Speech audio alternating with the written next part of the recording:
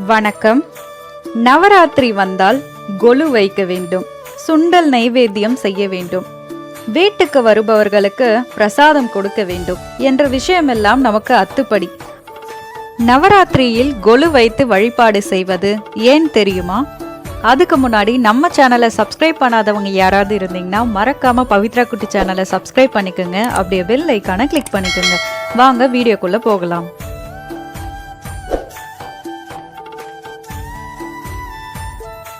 இப்பொழுது நாம் எதனால் கொலு வைக்கிறோம் என்கிற புராண கதையை பற்றி அறிந்து கொள்வோம். சுரதா என்ற அரசன் தனது அண்டை நாட்டு அரசனால் பெரிதும் அவதிப்பட்டு வந்தான். அடிக்கடி எல்லையை மீறி பொதுமக்களுக்கு தொல்லைகள் தந்து வரும் அண்டை நாட்டு அரசனை ஒடுக்க தன் குரு சுமதாவின் ஆலோசனையை கேட்டான். அவர் ஆலோசனைப்படி நவராத்திரி நாள்களில் அம்பிகையை வழிபட சித்தமானான். அப்போது குரு சுமதா கூறியபடி ஆற்று களிமண்ணை கொண்டு அம்பிகை ரூபத்தை செய்து அதில் அம்பிகையை ஆவாகனம் செய்து கடுமையான விரதம் இருந்து வேண்டினான். இதனால் அம்பிகை மனமகிழ்ந்து அவனது படை பலம் பெருக ஆலோசனை கூறினாள். அதன்படி யானைகள், குதிரைகள், தேர்கள், வீரர்கள், போர் கருவிகள் யாவும் களிமண்ணால் செய்து அம்பிகை கூறிய மந்திரத்தை சொல்லி பூஜித்ததும் அவையெல்லாம் நிஜமாகின. இந்த பெரும் படையை கொண்டு எதிரிகளை வென்று சுரதா நிம்மதி கொண்டான் என்கிறது புராணம். இந்த கதையை அடிப்படையாக கொண்டே பின்னாளில் அனைவரும் தமக்கு விருப்பமான பொருள்களை, செல்வங்களை களிமண்ணால் உருவாக்கி அம்பிகையை வேண்டி வழிபட ஆரம்பித்தனர் என்கின்றன ஆன்மீக நூல்கள். அதுவே தற்போது கொலு வைக்கும் பழக்கமாக மாறியிருக்கிறது.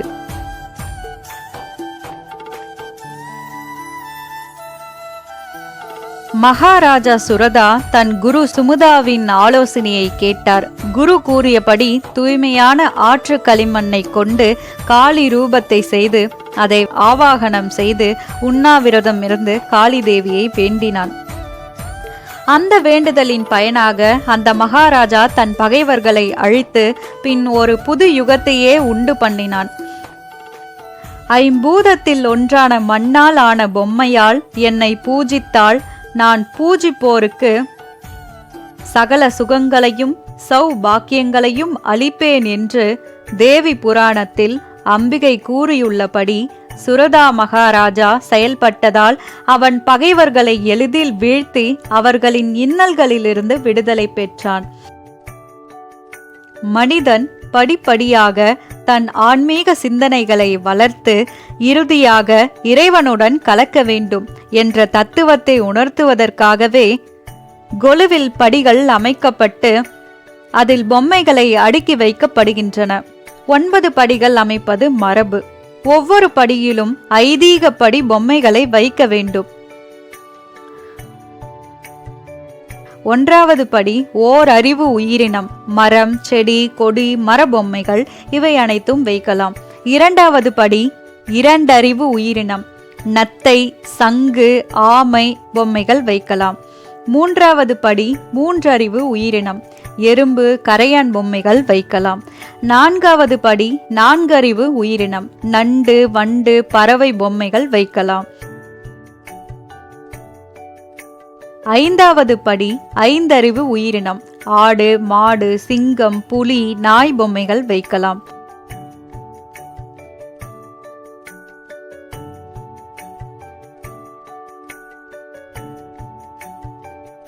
6வது படி 6 அறிவு உயிரினம், மனித பொம்மைகளை வைக்க வேண்டும்.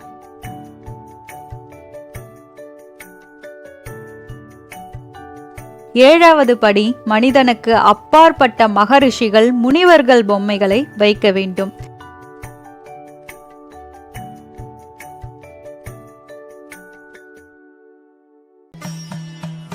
8வது படி தேவர்கள், நவக்கிரகங்கள், பஞ்சபூத தெய்வங்கள் பொம்மைகளை வைக்க வேண்டும். 9வது படி பிரம்மா, விஷ்ணு, சிவன், அம்மன், விநாயக கடவுளர் ஆகிய பொம்மைகளை வைக்க வேண்டும்.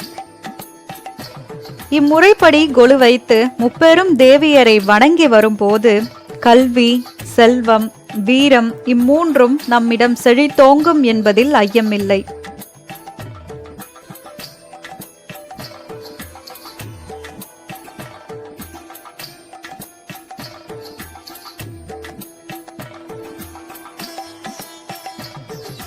அம்பிகையை கொண்டாடும் நவராத்திரிகள் பல உண்டு. சாரதா நவராத்திரி, பிரம்ம நவராத்திரி, ஷியாமலா நவராத்திரி, கிருஷ்ண நவராத்திரி, ரிஷி நவராத்திரி, வசந்த நவராத்திரி, தேவ நவராத்திரி, ஆஷாட நவராத்திரி, பஞ்சகல்ப நவராத்திரி, பாக்கிய நவராத்திரி, போக நவராத்திரி, தாத்பரிய நவராத்திரி, சர்க்குரு நவராத்திரி, தேவதா நவராத்திரி என அநேகம் உண்டு. இதில் புரட்டாசியில் வரும் சாரதா நவராத்திரி விசேஷமானது. இது அம்பிகை அசுர சக்திகளை கொன்றழித்த புனித காலம் எனப்படும். மேலும் புரட்டாசி மாதம் யமனின் கோரை பல் என்று அக்னி புராணம் கூறுகிறது. எனவே இந்த மாதத்தில் யமனின் பாதிப்பில் இருந்து தப்பவே நவராத்திரி கொண்டாடப்படுகிறது என்றும் புராணங்கள் கூறுகின்றன. நவராத்திரியின் 9 நாள்களும் முப்பெரும் தேவியருக்கும் உரித்தானது. இந்த நவராத்திரி விழாவில் முதல் 3 நாள்கள் வீரத்தையும் தைரியத்தையும் வேண்டி அன்னை துர்க்கையை வழிபட வேண்டும். அடுத்த 3 நாள்கள் எல்லாவித ஐஸ்வர்யங்களையும் வேண்ட மகாலட்சுமியை வழிபட வேண்டும். கடைசி 3 நாள்கள் கல்வி, ஞானம், கலைகள் வேண்டி கலைமகளை வணங்க வேண்டும். 10ஆம் நாளான விஜயதசமியில் மூவரும் இணைந்த கோலமான ஸ்ரீ லலிதா பரமேஸ்வரி, ஸ்ரீ மூகாம்பிகை, ஸ்ரீ ராஜராஜேஸ்வரி, ஸ்ரீ கமலாம்பிகை போன்ற மகா சக்திகளை வழிபாடு செய்யலாம். தேவி பாகவதத்தில் வேத வியாசர் ஸ்ரீ ராமபிரான் அனுஷ்டித்த நவராத்திரி விரதம் பற்றி குறிப்பிட்டு உள்ளார். அன்னை ஜானகியை அசுரன் ராவணன் கடத்தி சென்ற பிறகு துயரமே உருவாக அண்ணல் வீற்றிருக்க அங்கு வந்த நாரதர் அவரை தேற்றினார். பிறகு ஜெகத் ஜனனியாக அன்னை சக்தியை வேண்டி நவராத்திரி விரதம் இருக்கும்படி கூறினார். அதன்படி ஸ்ரீராமரும் மால்யவான் மலையில் புரட்டாசி மாத பிரதமை முதல் நவமி வரை நவராத்திரி பூஜைகளை நடத்தினார்.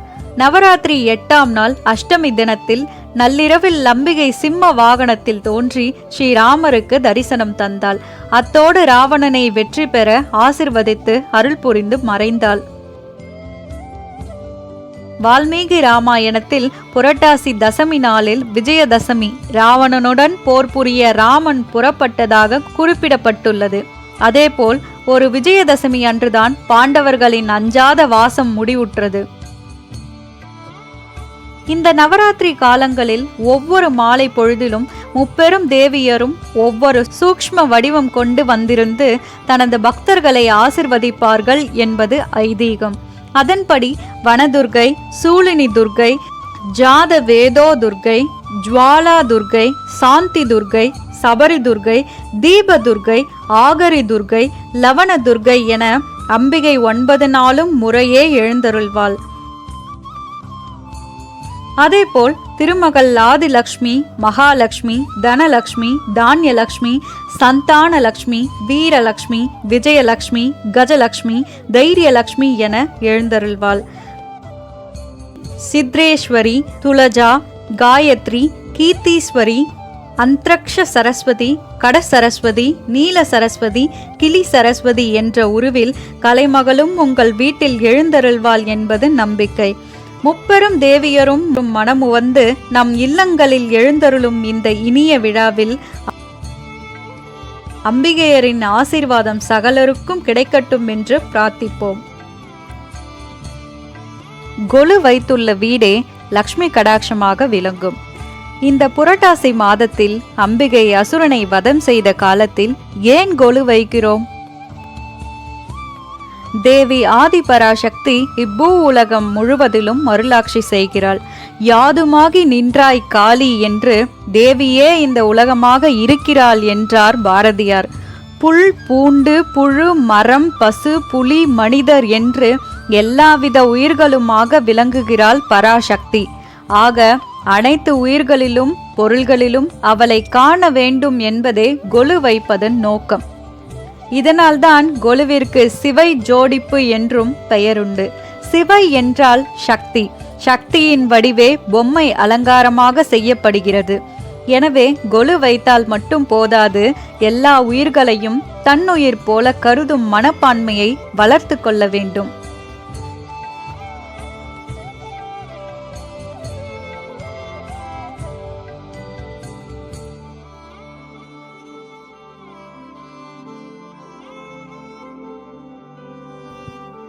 இது போன்ற ஆன்மீக தகவல்களை தெரிந்து கொள்ள மறக்காம பவித்ரா குட்டி சேனலை லைக் பண்ணுங்க, கமெண்ட் பண்ணுங்க, ஷேர் பண்ணுங்க, சப்ஸ்கிரைப் பண்ணுங்க, கூடவே பெல் ஐக்கானை கிளிக் பண்ணுங்க.